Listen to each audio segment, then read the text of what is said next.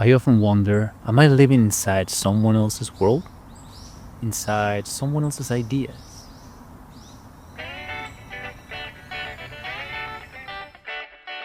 We experience life through so many senses.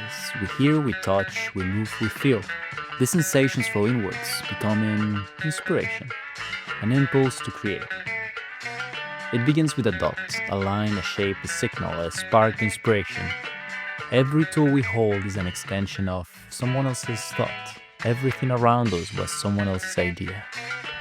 Now, our tools are just text, images behind the glass, a kind of flat line.